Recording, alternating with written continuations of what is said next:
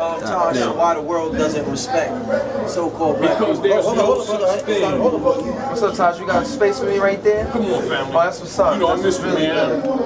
I'll just be right here so I don't look. My phone want to jump out and greet you. Ain't that crazy? Thank you. Now. Hold up, Taj. I gotta set you up. You excited? Hold up now. I gotta set you up. Yeah, you get me fired up. I see. Hold up now. Let me ask a question. Then hold up now. Taj, before you go, we started building off camera, so I had to ask you this on camera for the people. Yeah. This is a discussion that happens a lot. Yeah. Whenever we see all this shit happening on the news, we say to ourselves, damn, why don't the world respect black people in America? I want to hear your answer from your perspective, brother. Now, let's go to 3rd grade. I'm going to give you a 3rd grade lesson. And this you can take home and do a film. As a matter of fact, have somebody film you doing this 3rd grade lesson, right?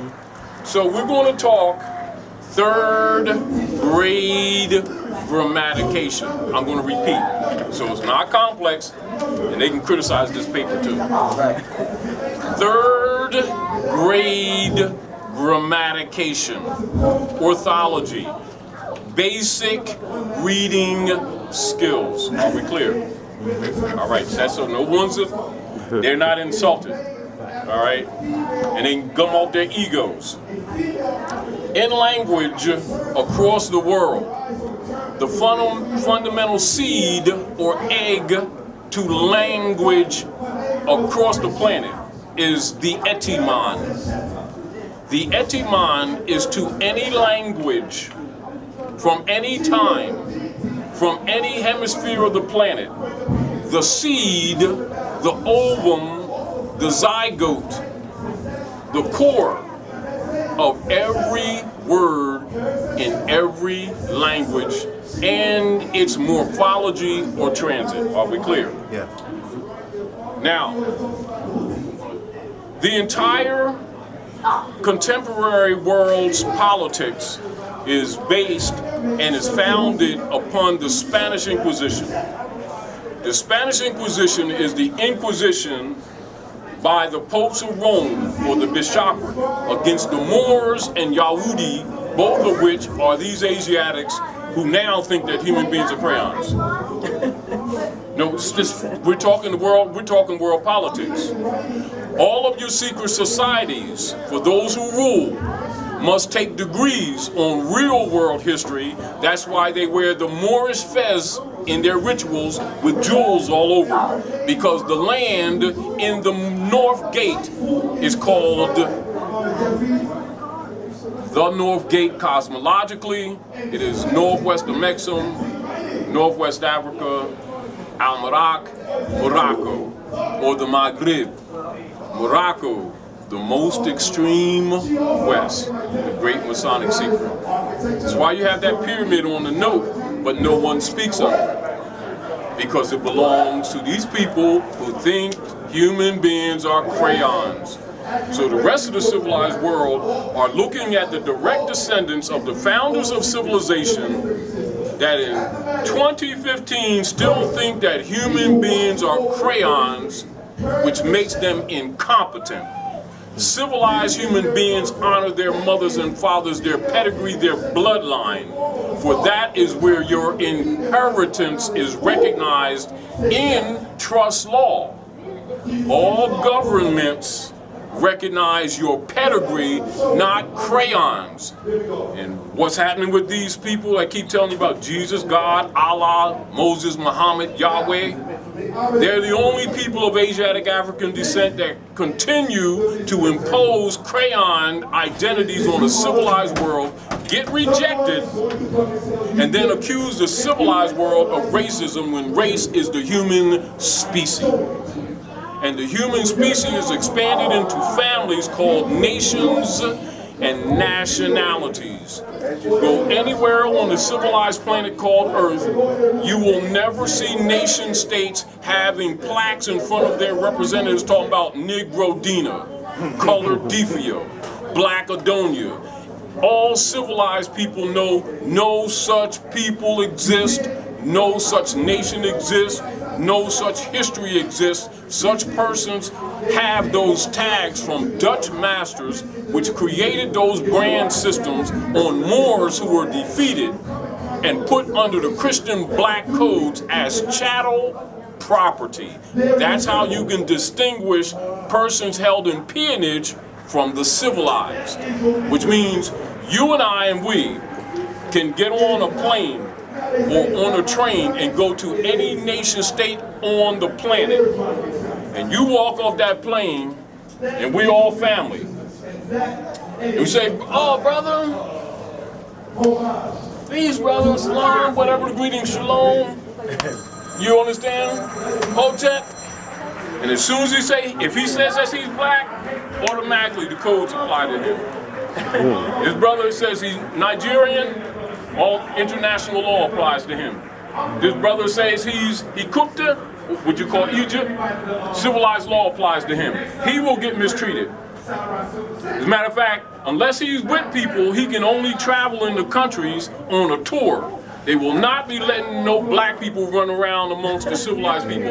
They don't do that. They only do tours. And they ain't figured this out yet. So let's go back to third grade grammatication, right? We're all adults, right? Right, and then you had the baby there. Well, he's, you know, our baby. He's big, but he's still our baby, right?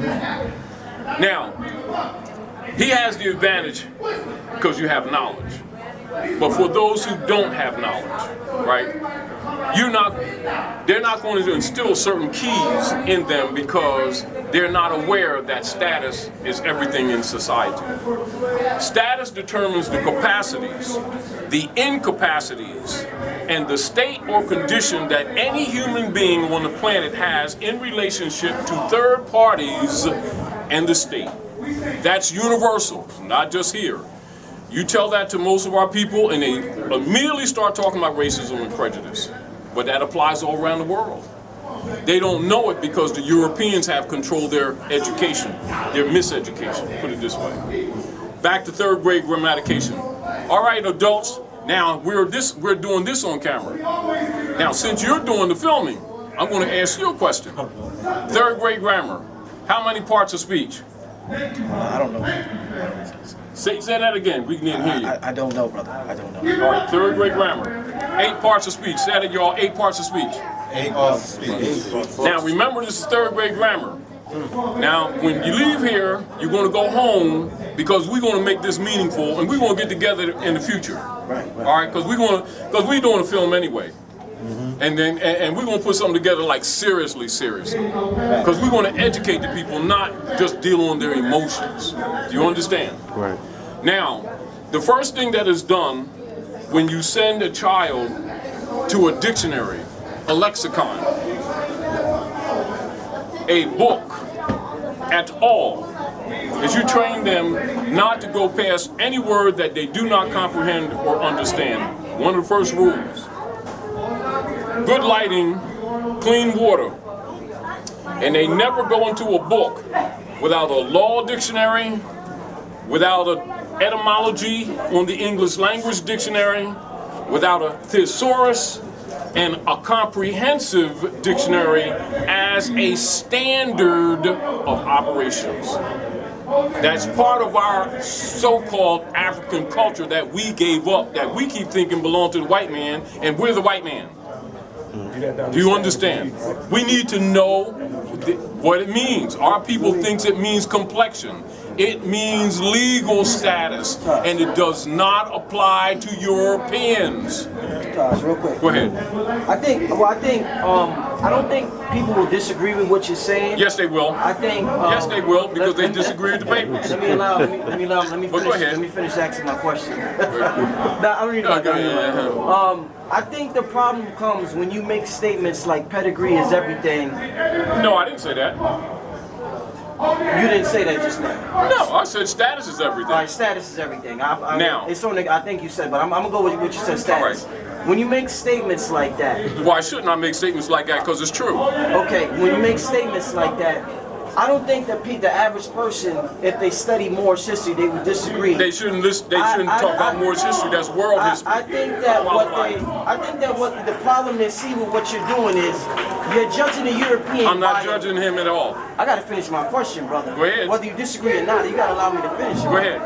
I think the problem that they have is that they look at they see you analyzing this situation, analyzing the European from a moral compass, and there's no morality they feel within them. So although on the intellectual level, on a historical level, you may be right, from a morality standpoint, he makes laws to break laws. All right. So they're saying, you're right. Listen. So they're saying, Taj, you're right, brother, you got it. But we're not dealing with a moral being. So with that being said, all that shit you say go out the window. All right, I hear what you just said. Hold on a minute, let me say something. Morality piece, right, is that it depended on what you feel about morality. Not so just morality for us. not just that. Hold on. Morality for them is two separate things. Exactly. They do the trick out. I mean, they write up the paperwork, they give you the contract, and they break it. That's all. Now, so I give. So in the perfect world, what you say, man, I get that. I get the law. Right? At the end of the day, though, if you don't got no firepower to back that paper, it ain't worth nothing. Good. Now, am I wrong in that though? No, you're not wrong. This is the point. All right, now, this is the point. All right. First of all, I'm not measuring the European by moral standards.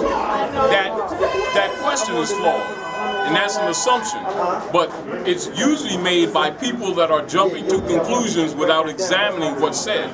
This is what you'll notice. When you find a lot of our people who really can't read, they also can't listen. Right? So they say I'm measuring the European by moral compass. There's no point that I ever said that. At no point whatsoever. Not only that, if they understood about law that they keep criticizing, it is the Moors who gave that law to the Europeans. It's not the Europeans' law, that's their own stuff. That's another reason why the world don't respect them. Because they keep on acting like the 7 liberal arts that was taken to the Europeans that brought them out of darkness into light during the 13th to the 16th century, called the Renaissance. They don't even know their own history.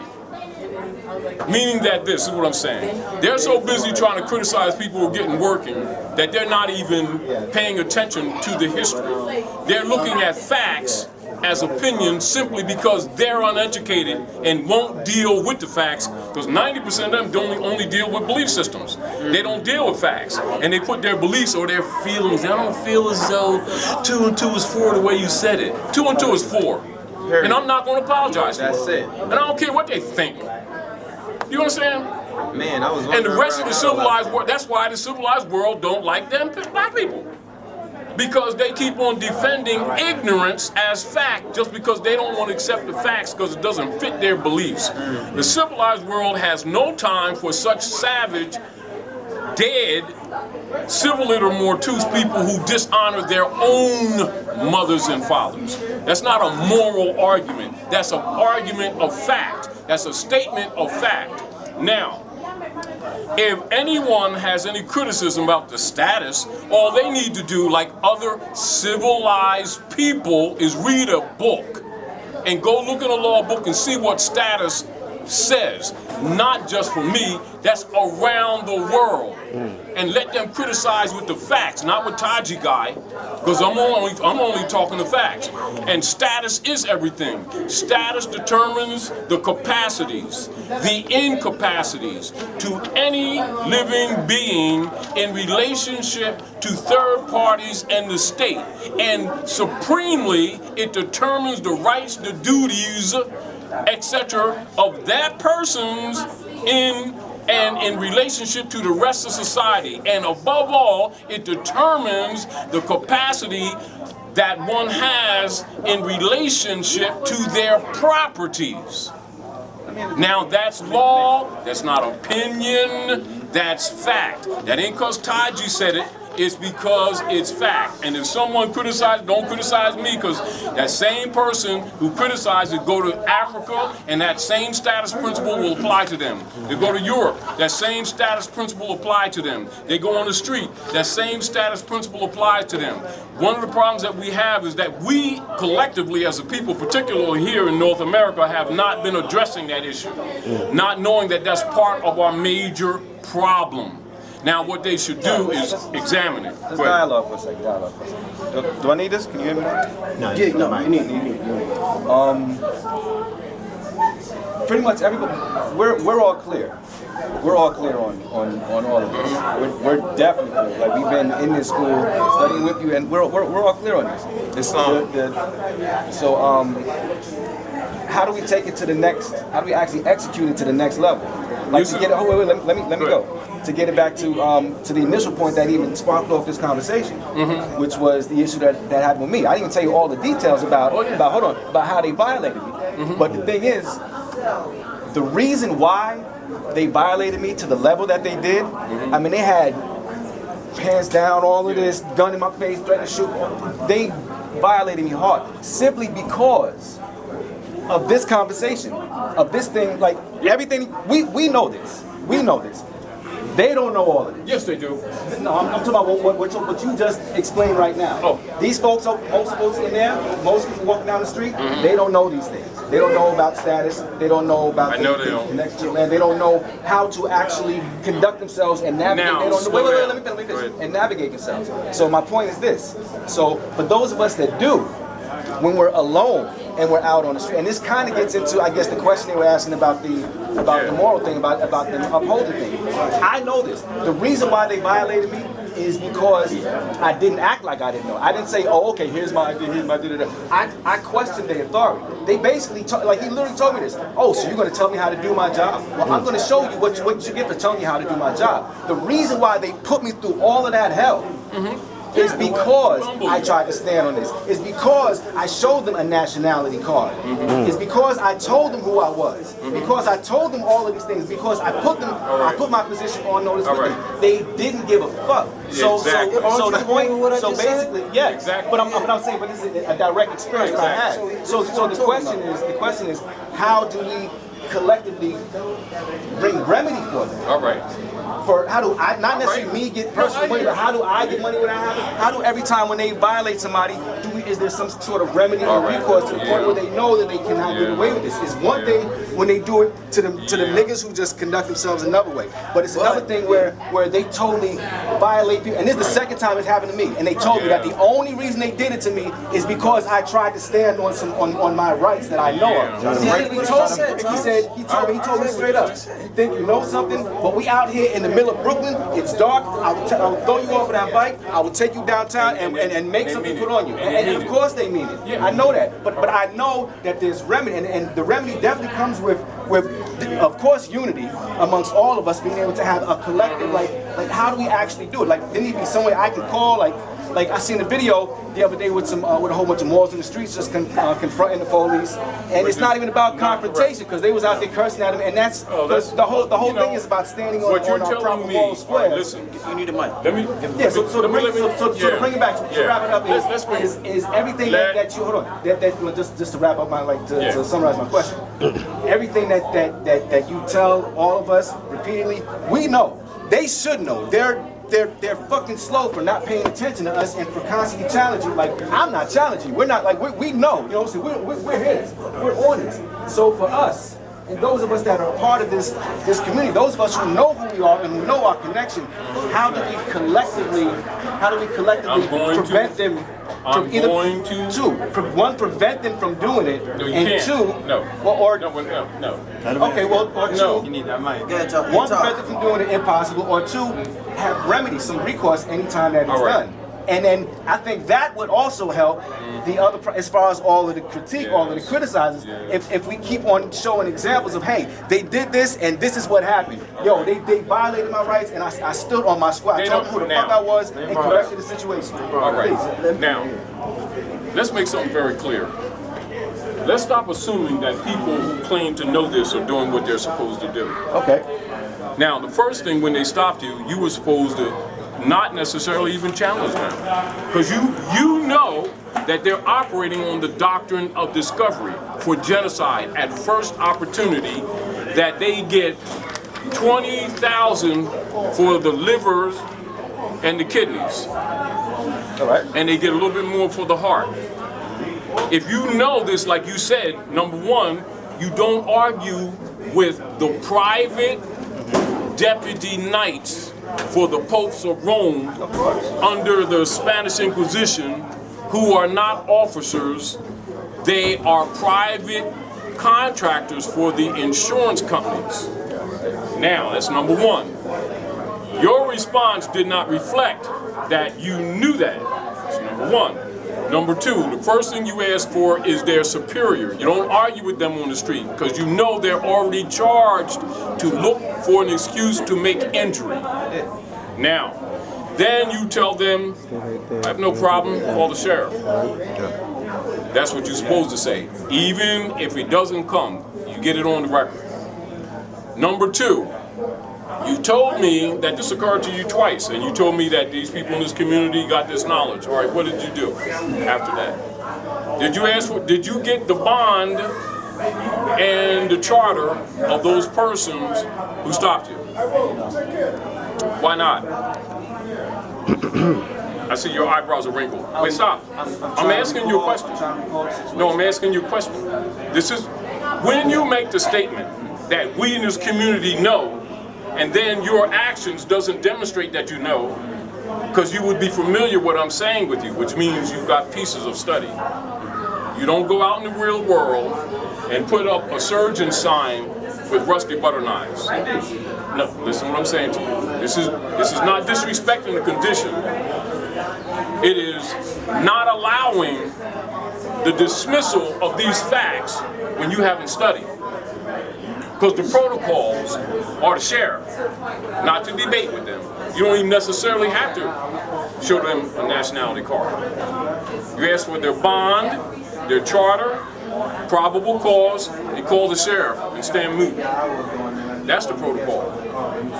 Not only that, right now, if you're telling me about that experience and you're not telling me about the bond number and the charter to those persons, which means you're claiming to be in You're claimed to be in a knowledge position and that certain things were exercised that they were not. So that's meaning that's a knock. Wait a minute, let me finish. They do that anyway. They're entertaining the doctrine of discovery. You already know that. This is why you don't do anything to provoke them. Because you know that they're operating on the doctrine of discovery. Say that then. You don't even need to say it. You already know it. Your protocols is probable cause, bond and charter, call the sheriff. That's not the probable cause. No, I'm just saying. Did you ask? This is what's supposed to be taught. That's identification. This is. You don't even have to do that. Ask them for bond and charter, their superior, and the sheriff. That's it. Because you already know their job is to provoke. They're looking for kidneys and organs. They get kickbacks for that.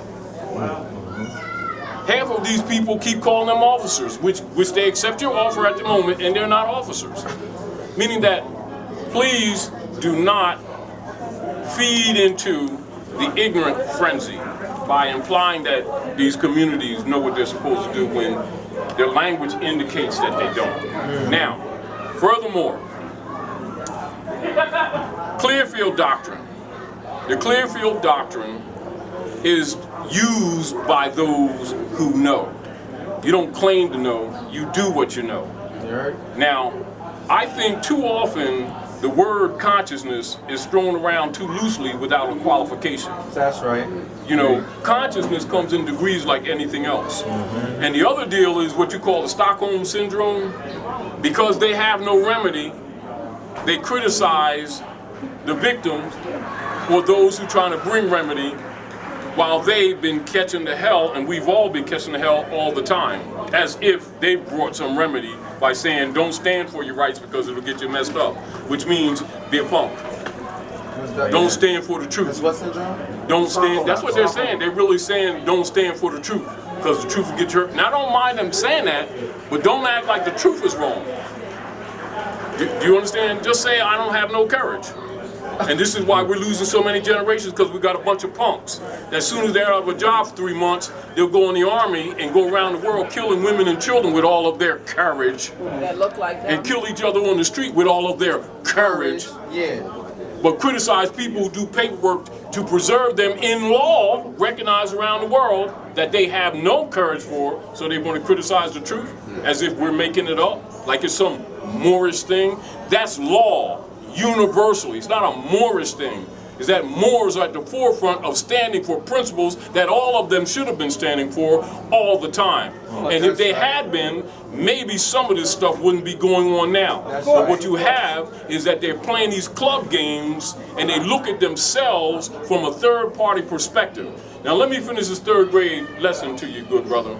Even the fact that they talk about their own bloodline from a third-party perspective, the Moors. That's like a Chinese who belong to the yellow guy club talking about, well, those Chinese is standing for national principles. They shouldn't be doing that because it gets you in trouble. We got to be yellow people.